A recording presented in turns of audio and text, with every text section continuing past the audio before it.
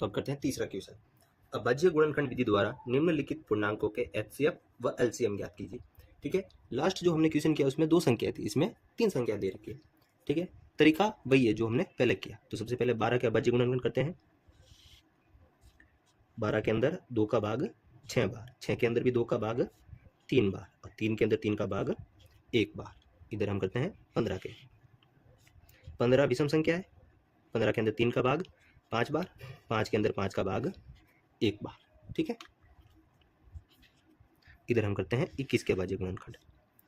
21 के अंदर किसका भाग जाएगा? 3 का, कितनी बार? 7 बार, 7 के अंदर 7 का भाग 1 बार। ठीक है, अब तीनों को क्या लिखते हैं? इधर गुणनखंड लिख देते हैं। पहले लिखते हैं 12 के, क्या आया? 2 आ रहा है 2 बार, तो 2 की घात 2। 3 कितनी बार आ रहा है? 1 बार, 3 की घात 1।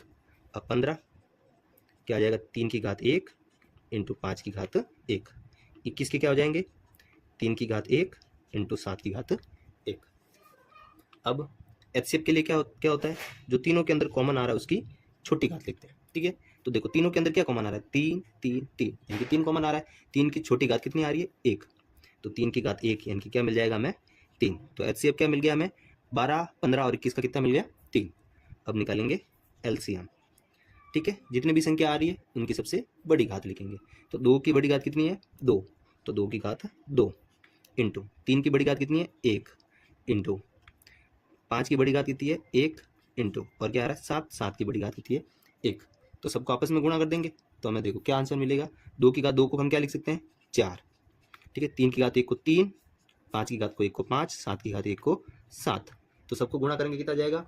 4 को 3 से गुणा किया 12, 12 को 5 से गुणा किया 60, 60 को 7 से गुणा करेंगे तो आ जाएगा 6 7 42 यानी कि 420। तो हमें इसका एलसीएम कितना मिल गया? 420। दूसरा क्वेश्चन 17, 23 और 29, तो तीनों के गुणनखंड करते हैं।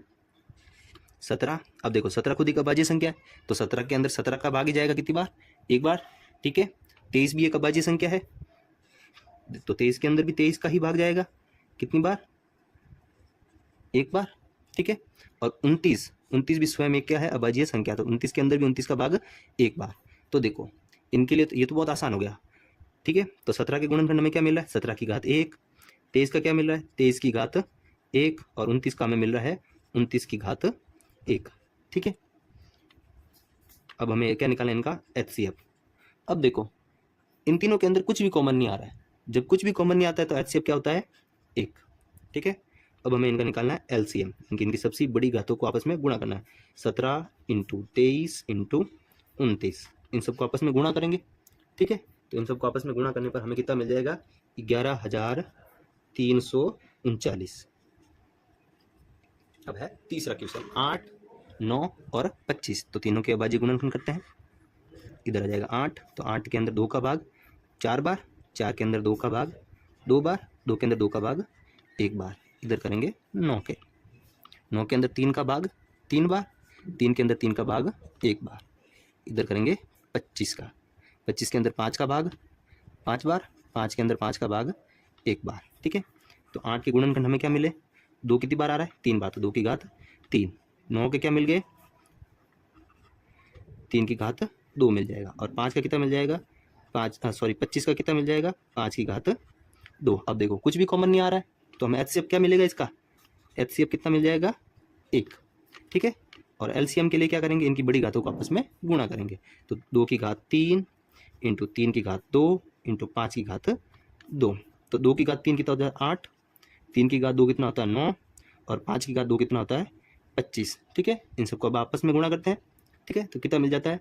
इसको करेंगे 9 से तो 72, और 72 को 25 से गुणा करेंगे तो हमें मिल जाएगा 1800। तो एलसीएम हमें कितना मिल गया? 1800, और एचसीएफ कितना मिला हमें? 1। क्वेश्चन नंबर 4, एचसीएफ दे रखा है 306 और 657 का 9, और हमें क्या कह रहा है कि एलसीएम ज्ञात करना है। ठीक है, तो दूसरे क्वेश्चन के अंदर हमने एक फॉर्मूला देखा था, दो संख्याओं का गुणनफल बराबर एचसीएफ इंटू एलसीएम। तो हमारे पास ये दो संख्या पड़ी है, 306 गुणा 657 बराबर एचसीएफ का मान हमें दे रखा है 9, एलसीएम हमें ज्ञात करना है।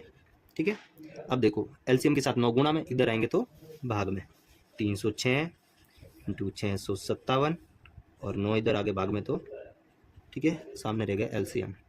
अब 9 के पहाड़े से 657 को हम काट देते हैं, कितनी बार चला जाएगा? 9 7 63, 2 बजे 27, 3 बार, तो कितने आ गए 306 इंटू 73 बराबर LCM। अब 306 को 73 से गुणा करेंगे तो कितना मिलेगा हमें 22,338 बराबर LCM। ठीक है, तो इन दोनों संख्याओं का 306 और 657 का LCM कितना आ गया 22,338।